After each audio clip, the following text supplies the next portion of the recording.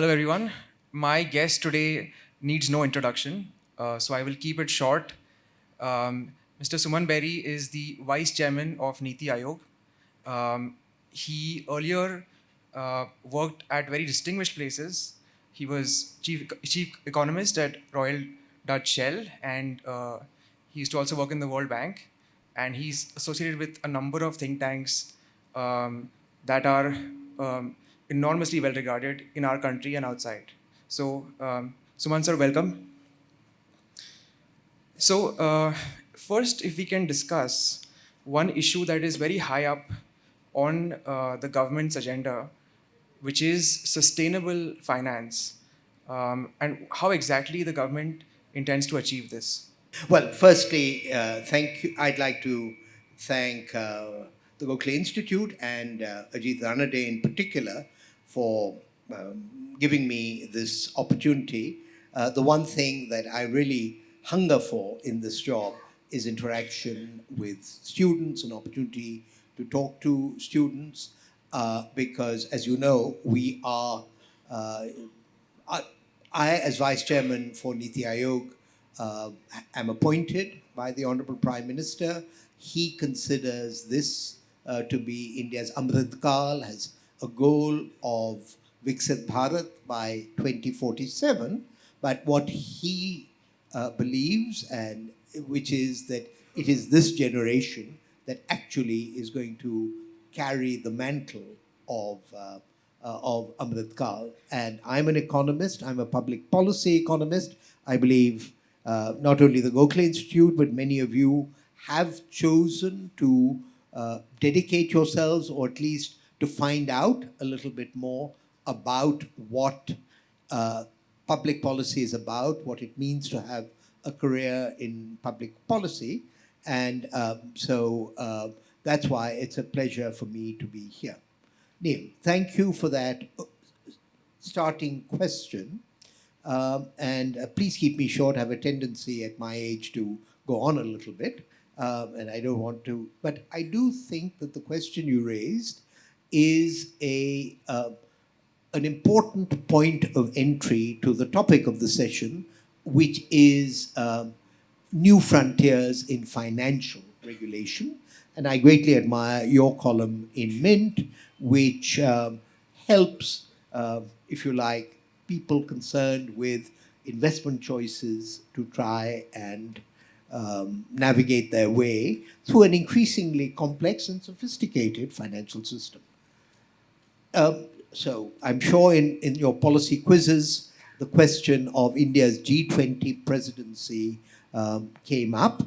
And it was an important moment. I won't go into everything connected with the G20, but it was against a background of, I think, the developing world, what is sometimes called the global south, feeling that the established institutions had let the global south down in COVID, even before.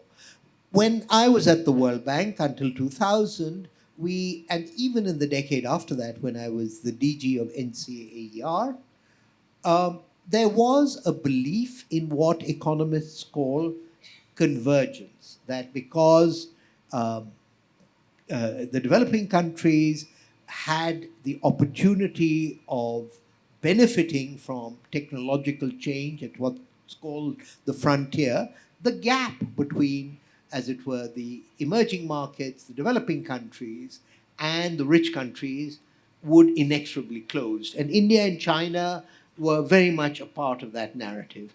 But what have we seen essentially since the global financial crisis? What we have seen is that that process of convergence has stalled, and then along came COVID, the Ukraine war, etc. And so, a very important part of India's G20 presidency was, or two important parts. One was to restore the importance of inclusive growth for the world economy. And second, to redirect international and domestic flows to the new challenges, particularly climate change, but also pandemics and what have you. That's a very extended background to why your question is important to the government, important to India, and important to the world. So, I think that there has been terrific evolution in the last 5 years from thinking of the climate problem as an exclusively mitigation problem to thinking of it as being an overall development problem and to articulate the development challenge as being reconciling rising living standards with a diminished carbon footprint. Okay? What the consensus was that emerged at the G20 and also emerged at the so-called COPs was that we could achieve both those, but only with a higher investment rate globally and in India than we had um, uh, that we had been able to achieve or had been comfortable with, and I'll come to that, in the past. Roughly 2 percentage points of GDP. And the question of whether, because we're contributing both through reducing poverty and through our mitigation efforts, since we're contributing to a global goal, whether the rest of the world would make a contribution through financial flows to this increased investment. And after that very long introduction, now the question is what is it that it would take? What is it would take in domestic finance and what it would take in cross border finance? So, should I now actually try and answer your question, or do you want to ask the question a different way? Up to you. No, absolutely. If you could complete the answer. Okay, fine. So, um, the um, the G20 actually had a section, and those of you who are students of public policy, I would request you to go and read the rather dense text of the New Delhi Leaders' Declaration of September 10th, which is on the website of the MEA and probably of the Prime Minister's office as well. And there, a lot of focus is placed on reforming what they call the MDBs, the multilateral development banks, uh, so that they can make a better and larger contribution to the to global challenges and particularly climate change. Now, there's a little bit of finger pointing about uh, why more global money is not coming to countries like India, which have a fairly successful record, or but still inadequate, of uh, uh, the energy transition. I would make one very central point, maybe two central points about the energy transition in India, but I won't dwell on it because I believe following me is the Minister for MNRE, Natural and Renewable Energy, and also Petroleum and Natural Gas, Sri Hardeep Puri, and he has the formal responsibility for this. Okay, for this area in government. And it's just back, as you know, from Davos, where these conversations took place. However, the point is that the G20, the India commissioned a report which looked to the multilateral development banks to do two things. increase their own exposure, but most importantly, also to catalyze private flows to the emerging markets. And now the question arises, two questions arise. Uh, One is, are we able to absorb that money? A. And second, more importantly, can our own savings and capital markets be modified so they have higher risk tolerance, so that they are in a position also to assess, as it were, climate risks under the present circumstances? Let me, go back to the early 2000s when I was on the board of the central board of the State Bank of India. Now, that was a time when Indian commercial banks did a great deal of infrastructure lending. They were forced to do that because the earlier generation, the HDFCs, the ICICIs, more recently the IDFCs, they were set up as what we call development finance companies. But ultimately, they found that the capital markets here were not rich and deep enough to provide the kind of flows of finance that infrastructure needed. So, as you know, all of them, and including, I was just in Singapore, the Development Bank of Singapore, have not found the domestic capital market structure to actually provide the kind of financing and the kind of risk management that as it were, the green transition is going to require. And this then comes back to something I worked on when as I was a consultant to the RBI in the early 90s, which is the development of deep and liquid domestic bond markets. A very complicated story, but I felt I had to use this platform to provide the larger global context because, as you know, the Prime Minister uh, has asserted on multiple occasions that India that India, apart from accounting for a fifth of global humanity, will be the third largest economy. So what happens here will matter a great deal. Thank you for your patience and indulgence. So, if I could pick up on that last sentence about deep capital, especially bond markets. So, one factor that influences bond markets is, of course, domestic savings and the tax system, the domestic tax system. Now, currently, we have multiple tax rates as per the asset that you're investing in. Equity, as most of you know, has a 10% long term capital gains tax. In case of debt funds, which is the most common retail vehicle to invest in bonds, you are taxed at slab rate.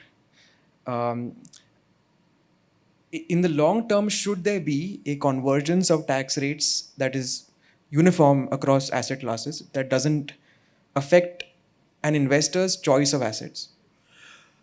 Look, we have SEBI, we have IRDA, we have RBI, and we have the Finance Ministry. And I have to be, nervous in a public discussion about treading on all or any of their toes. So I would like to approach this from a different point of view, a development point of view, while recognizing that there is um, not necessarily a global consensus on the structure of or the best way of compensating for risk in financial markets. You know how much discussion and debate there has been in the US about the appropriate treatment of carried interest by private equity funds. And the essential concern is how do you reward risk taking. So, uh, underneath your question, and you're the expert on this, so let me throw the question back at you. What are the implications of these distortions for the larger goals that I mentioned? Do you see that a lot more risk capital would be available through fixed income if some of this got, and would it have to be from households? Would it be from, uh, you know, from private investors? Uh, you know, is this largely a domestic play? Is this a cross-border play? Does Gift City come into it? Why do you believe this is important to the issues that I laid out at the beginning? Could you explain, and then maybe I can respond? Yes. So my question was centered around domestic capital. I would put it to you that most people in this room are probably sitting on pretty massive gains on their stock investments or their equity fund investments. And this distorts people's savings, the asset breakup of their savings over the long term. So, and that can cause bubbles as well in the equity market. So therefore, do you think that there should be some kind of uniformity to effectively channelize domestic capital for the goals that you outlined? Well, I think that the general design of all direct taxation is to, and indeed indirect taxation, which is why the multiplicity of GST rates we have at the moment is, something that needs to be fixed, which is that the government has financing needs, but and the Indian government and all emerging market governments or formerly emerging market governments uh, also take a view on the kind of activities that they want to stimulate. And, it has to be said, particularly post COVID, that we've ended up with an extremely vibrant retail equity culture, which, frankly, if you go back to the control of capital issues at the time of the 91 reforms, barely existed. I mean, I remember when Fidelity came in and other people came in. But what do you know? 30 years later, we have very well functioning, well regulated equity markets. Uh, we I don't, I came into the Reserve Bank when the Harshad Mehta scam was going on. Uh, I think we can be pretty proud of what we've achieved in equity market regulation. And I think this is being recognized by the world. And I think that does provide comfort and confidence. So, my question again to you, because you are a neutral advisor to people trying to divide their portfolio between,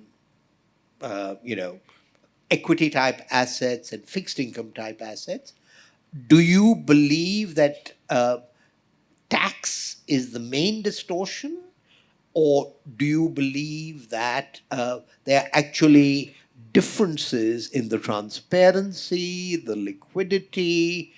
So, why would you focus? Why did your question focus only on tax? Can you answer that for me? No, so you're quite right. There are actually multiple distortions. If you think of retail ownership of government bonds, that really hasn't taken off. Um, in equities, I mean, we've all seen the phenomenal growth of demat accounts. But the RBI also launched a scheme called RBI Retail Direct, and that's not been taken up in a big way by retail investors. So the hope is, and I'll finish this point here. The hope is that in the long run, all of these things, the tax policy, the products available, are neutral. They don't push people towards one or the other asset class. Right. So I thought your question was going to be more from the issuer point of view, which is to say, you know, uh, why is there not more vibrancy in corporate bonds? Whereas up till now, you've been seeing it from the point of view of the retail investor. So, what is your sense of, and the things are obviously linked, but would you start on the demand side, i.e., the investor side? Would you start from the domestic investor, or would you start more from, as it were, the foreign investor? You know that back in '93, there was very much the sense that we should cautiously allow foreigners to come into their equity markets because partly because we'd seen what had happened in Latin America, but partly because their exit would be reflected immediately in the valuation, whereas for other reasons, because you know we had, and I would argue we still have, a bond market which is conditioned by the need for the government to borrow at affordable terms and to be protected from rollover risk. So that is why the government does not participate as a sovereign in dollar markets. It borrows exclusively in rupees. So I'm just trying to link up your concern in defending the interests of the retailer with a much larger and deeper issue, which I have views on. We can get into them if you are interested, of capital account liberalization. The Tarapur Committee in '98, just on the edge, or on the at the time of the just before the Asian financial crisis, at the time of the IMF meetings in Hong Kong, explored, as it were, a pathway to capital account liberalization. Why am I linking this up with your question? Because both for China and for India, a partially closed capital account is a way to make sure that government is always able to meet its financing needs without being subject to speculative uh, attacks. Okay? And I don't think you're going to argue, I certainly wouldn't argue, that the vulnerabilities coming from the global capital markets have diminished. I would say that the risk on, risk off behavior in global financial markets is perhaps more extreme. And then we've had the whole unsettling experience of what unilateral sanctions have led to in terms of the freezing of dollar assets. So it's a dangerous world out there. I think it would be a test of the G20 if it came up with a global regulatory structure so that India and China could integrate with global capital markets, because these are large domestic capital markets. I would remind you that the European capital markets actually opened up only in about 1985 or so. So, they had from the end of the war in 40, so it took them 40 years for them to feel confident of capital account liberalization. And you would remember that when the IMF was created, Keynes was the one who argued that we should aim for current account liberalization, not capital account liberalization. Again, because you have students of public policy here, I just want them to get a sense of the big game in terms of economic diplomacy that India is now entering into, and why what goes on globally in the IMF, in the World Bank, in the Financial Stability Board that we are members of, why all of that then comes back to shape the environment within India. Uh, yeah.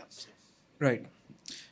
So one other major issue, particularly for Indian retail investors, is that we have multiple regulators and multiple products, and this creates arbitrages.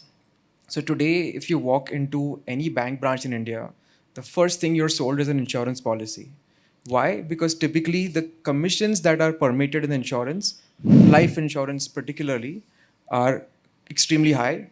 Um, if you go back in economic history, there was a debate between SEBI and IRDA about who should be regulating life insurance, which has an investment component. So there is pure life insurance, which is term insurance, and then there is life insurance, which has an investment component that's called endowment policies. So at that time, SEBI felt that it should be the regulator for those kind of policies, but that was not accepted, and so we continue with this position.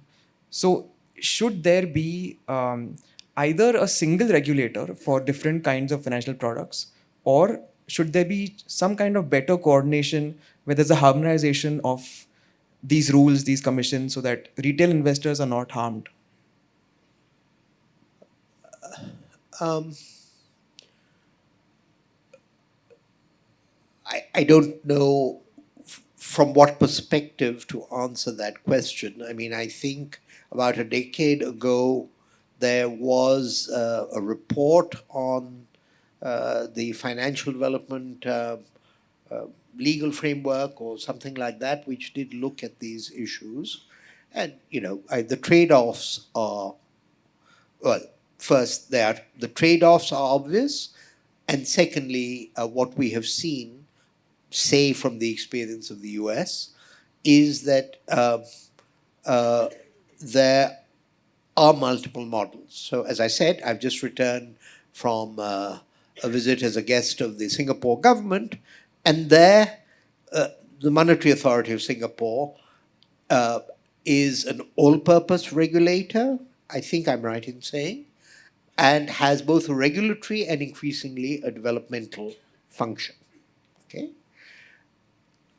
It is, I think, the, the case, I may be wrong, that uh, all these institutions are essentially creations of the post 91 reforms, that in effect, the RBI was uh, the regulator of banks. And to my knowledge, after insurance nationalization, essentially it was the Ministry of Finance that was the regulator of the whole insurance spectrum, be it general insurance, be it life insurance. So, why were other regulators set up? Other regulators were set up because over time it was believed that these things should no longer remain uh, dominated by the public sector. And over 20 or 30 years, arguably, there has been entry. So there has been entry in health insurance, there's been entry in general insurance, there have been joint ventures, and I remember being on the State Bank board, when they were thinking of entering into bank assurance, which was much more the European model. Um, so I think it was well intentioned. I see embedded in your question something more uh, um, specific, which is that is there enough transparency in endowment products so that, and this is perhaps leaning a little bit more towards the SEBI point of view, so that you know what you're getting? And I can say that as a youngster in the US, when I joined the World Bank, I fell prey. I don't know whether that's right. I fell, I was approached by insurance salesperson who said, "You're young, your risk is low," etc. And to this day, I'm still paying premium. I don't know whether it's been a good deal or a bad deal or whatever. Um, and on the other hand, I later in life went for term insurance again in the US because I was, entitled to. And when every 5 years they say, now your term insurance is going up by so much, I say, oh my God, should I now, in an age of COVID, etc., should I stop betting on my own life or hold on to it? So, these are complicated trade offs, but I think it is really, as it were, uh, disclosure of a kind that cuts through the gobbledygook. That's the issue. And I think somebody in the US coined the term confusopoly, who basically said if anybody can actually understand what is included in their mobile contract, they have to have a PhD. So, it is the way modern markets work that basically people will bamboozle you. We need people like you who can simplify it. And I think disclosure uh, ought to be the principle across the board, but simple disclosure. I mean, I'm speaking as a government servant, and there's been enormous gains from in financial inclusion, from Jan accounts, from UPI, and all of that.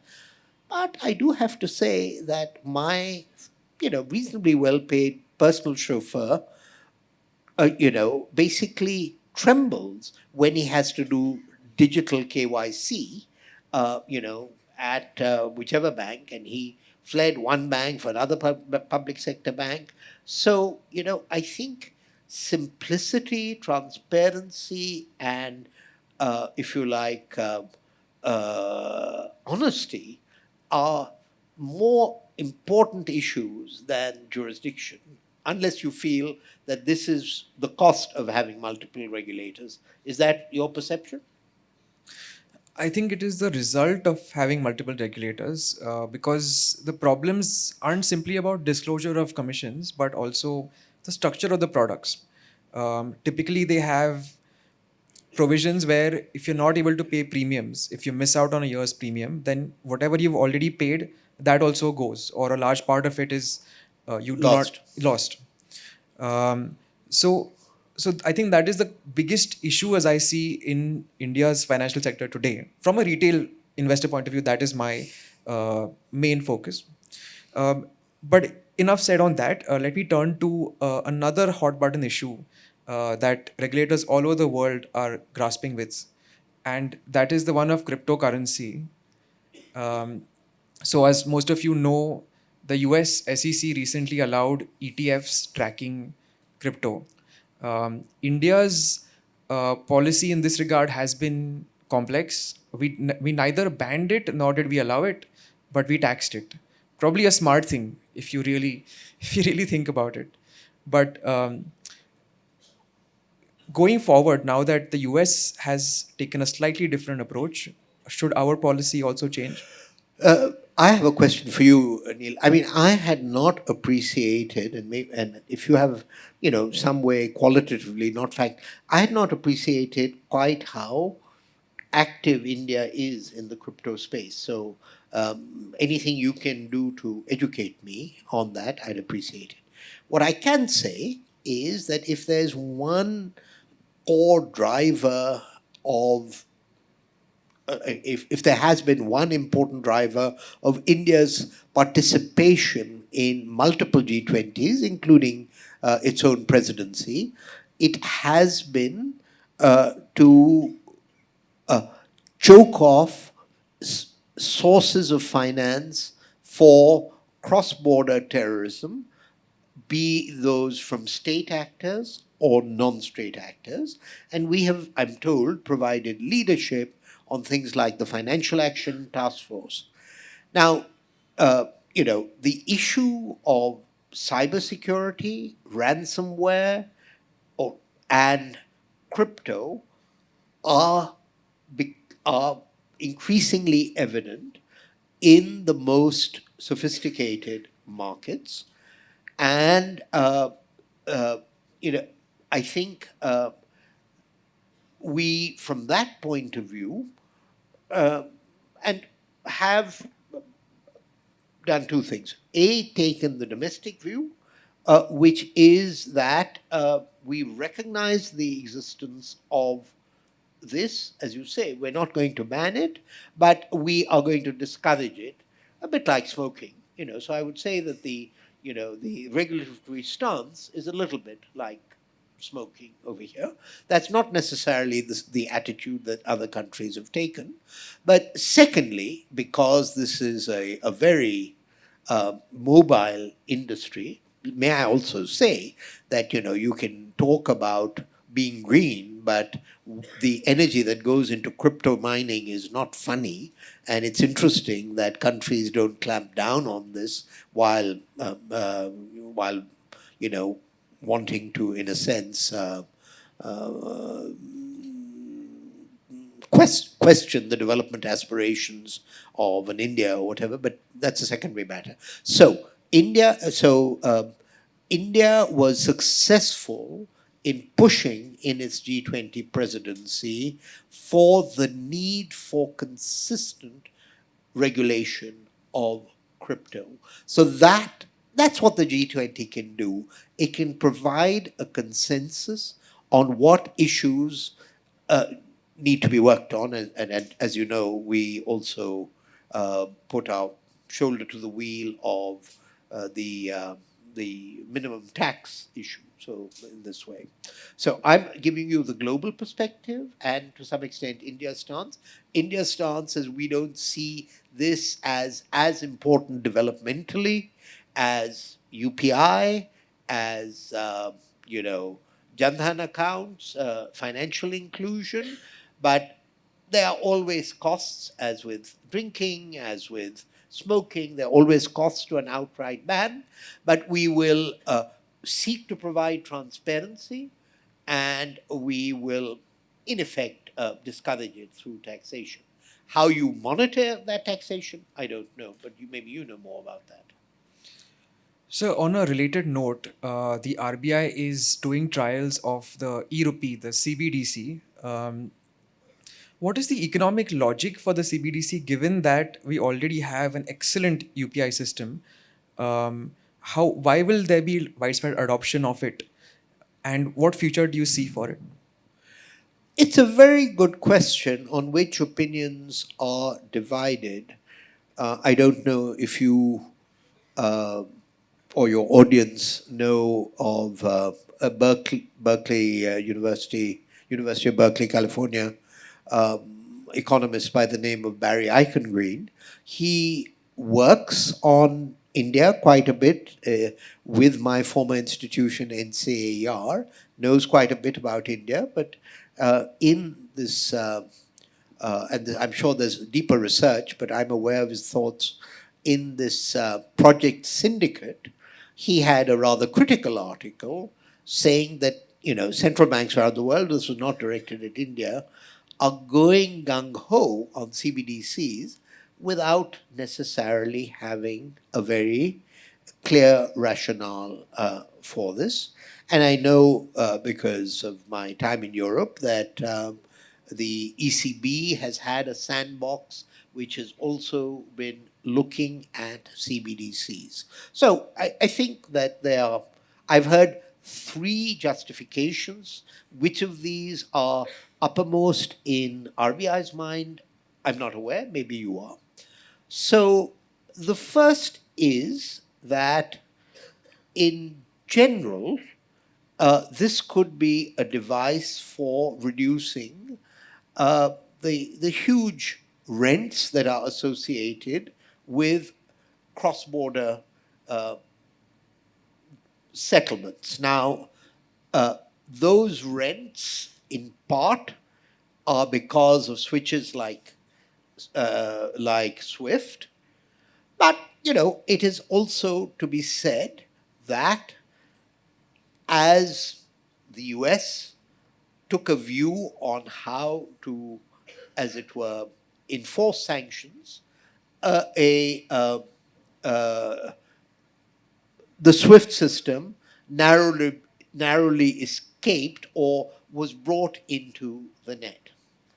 And so I think there's a perception there that down the road, a CBDC may provide you a little bit more, as it were, monetary sovereignty than completely a dollar based system without sacrificing huge margins. It's a possibility. Whether that is actually RBI's thinking, I don't actually know. So, what are some of the other? So, on the other side, the negative side, there are libertarians who basically argue that uh, cash provides a degree of anonymity, so that in the way that we've been concerned about privacy in the whole other digital space, including data space, you know. Cash is expensive, but it is anonymous. And certainly, I used to be an economic advisor at Mastercard, and they basically thought, they had a crusade on cutting down the cost of cash. So, cash is costly, okay? And so, in time, a CBDC uh, is logically consistent with the digitization of our payments mechanism. But whether we can provide the privacy securities, privacy security that requires, and uh, let me leave it at that. So I'm not very clear. I do know that the RBI is working together with other central banks, and these are the motivations that I'm aware of. While knowing that some academics are wondering why this is on on the central bank agenda in the way that it is across the world, not just here. Right. So, on a related note, what can persuade us, the people of India, to adopt CBDC and give up our existing fiat currency? As in, I get the motivations on a macro level, but how would the RBI incentivize us? How is there a thought process behind it? I can't speak for the RBI, and I don't want to. Um, the only answer I'd give is the you know the mushrooming of UPI payments. Okay, so there seems to be uh, who it was Jag Suraya, I think, in the Times of India, who said that at demonetization you couldn't get change, and today you can't get change because everybody is doing phone pay and Paytm and this kind of thing. So there is a natural gravitation away from cash, and not only in India. I mean, I think what's unusual is that, and by the way, currency, which is different from cash, but currency is quite a vector of disease, and we became aware of this at the time of COVID. So there are literally public health reasons. And, if you go into what it takes for the RBI to send secure current, but you asked about for the public. I'm just saying that to minimize the frictional costs of cash is of currency, currency chests, all of these people who are filling up ATM cartridges, etc. Um, uh, I mean, Mastercard had it's as perceptible as a percentage point of GDP. Okay, so I think that the pitch is going to have to be, uh, as is now commonplace in Europe, that what do you need currency for? So that to me, and I think we're already a little bit down that path. But do you disagree? I mean, Why have people taken up Paytm and all of that to the with the avidness that they have? What is the service they feel they're getting from it? What's your thought on that? I think a lot of fintechs have used short-term business strategies such as cashbacks to bring users onto their platforms. There is, of course, the added convenience, but for RBI to do that on a macro scale, I don't have an answer. I'm curious as to how they'll go about it. But sir, if we can turn to one area where I think inter-regulator cooperation has been extremely successful, which is the account aggregator system.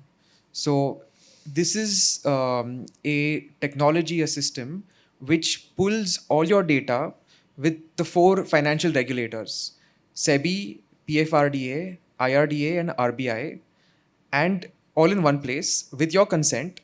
And You can use it to get loans more easily, or you can use it to give to your financial advisor, and they can give you better advice. And again, all of this is with your consent. It's a highly regulated system. Um, the only concern there is that, sir, the rollout of it has not been as fast as one would hope for. Um, so, where do you see the future of the account aggregator system, and what is the potential of it? But let me again respond to the question. Is this in effect a response to the unwillingness to share data through credit scoring systems? Because, 10 or 15 years ago, that was the new frontier. But then uh, it turned out that financial institutions wanted to hold on to their clients and didn't necessarily want to. And this is also what happened in China, I think, with who is it? Was it Alipay? So basically, credit histories are valuable, particularly if you are going for, if you like, non collateralized lending, particularly consumer lending. So before I try and think of an answer to your question, do you want to comment on why, as it were, credit rating institutions seem also to have been a little kind of stillborn in India? Or am I wrong in that understanding? What do you see? No, so you're quite right. Financial data is valuable, and certainly in my conversations with startups working on the account aggregator system, they have told me that banks are dragging their feet. Um, but that is where the regulator comes in. That's where a push from the regulator comes in. So, Right. Yeah. Okay. I don't know how we're doing on time. I know that I've been here 45 minutes. I don't know if the next speaker is here, but I don't want to duck your question. It's just that I didn't know whether that music was a signal to you or to me that I so, was being too long winded. so I will take that as a signal. Then, do we have time for audience? Yeah, we have. Okay. So, can we have questions from the audience, please? Yeah. Um, And I'm we, interested in who's in the audience. So just a little bit of about why you're here and where you're from. just three questions. Right. Good evening, sirs. My name is Arya, and I'm doing my BSc in economics from the Gokhale Institute. I know that you're a proponent of green financing and climate financing, as you talked about in Singapore recently. And my question was pertaining green financing in agriculture. So, digitization brings a lot of intensive subsistence farmers in India to the formal economy, which is important when it comes to green financing.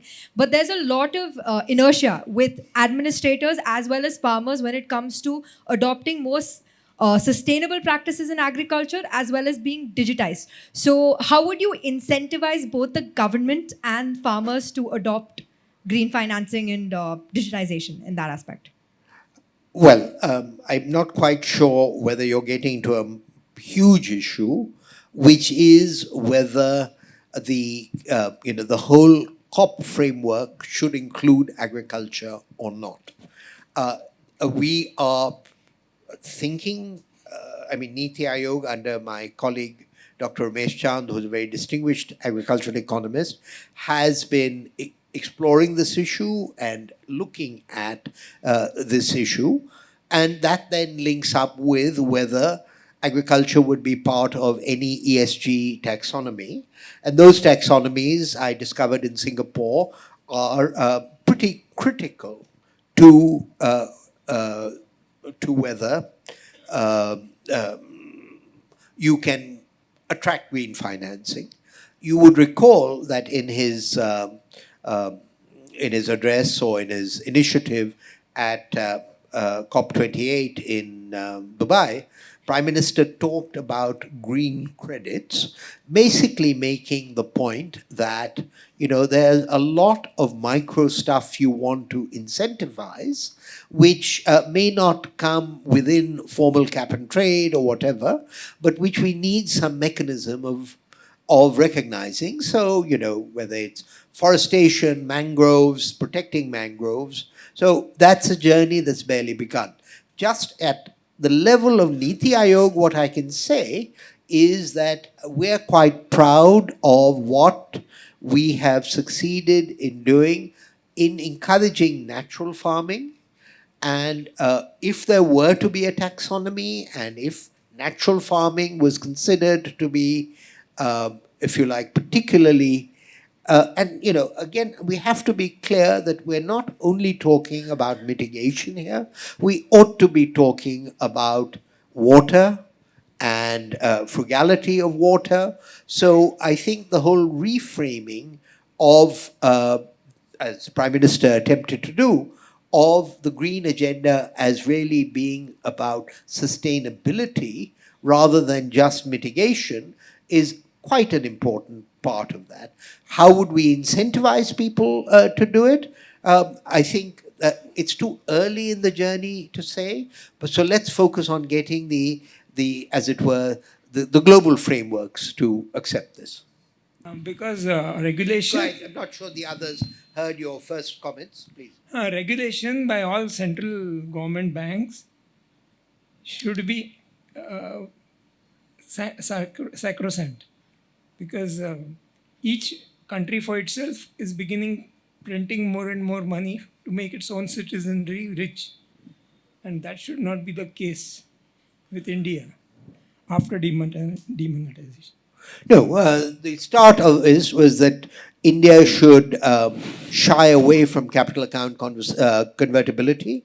I think that the global mood on capital account convertibility has indeed changed, in that people see the risk-reward ratio, and I have changed my position. I used to be quite enthusiastic about capital account convertibility. What is clear is it's a one-way street. Once you embrace it, the penalties for reimposing capital controls, although Malaysia did it in the Asian financial crisis of '97, can be quite high. So you have to be judicious and cautious. What I would say, based on partly the experience of Argentina that I used to work on, is that there are risks to excessive monetary sovereignty. And so Ecuador, and to some extent now, I think the new president in Argentina, are looking to dollarization, which is the most extreme form of capital account convertibility, as a way of disciplining their politicians. I'm not saying it's good or it's bad. All I'm saying is that capital account convertibility is, as it were, a step that you take once you are seen as sufficiently mature as a polity and as an institutional system. But I would say that the enforcement of capital account convertibility is not easy if you've got other kinds of convertibility. We may claim to have capital account convertibility, but with a massive sort of diaspora in the Middle East, people coming and going, we may not call it hawala, but frankly, I think the Reserve Bank is very aware about not letting offshore exchange rates deviate too much from onshore exchange rates. So, in effect, we calibrate our policies to be some kind of de facto integrated with global capital movements. Thank you, sir. I'm told we have no more time for further questions. So thank you so much for sparing your time and for giving us your insights on these issues of vital public importance. Thank you. Not at all. Well, I appreciate your interest and the interest of the audience. Thank you all.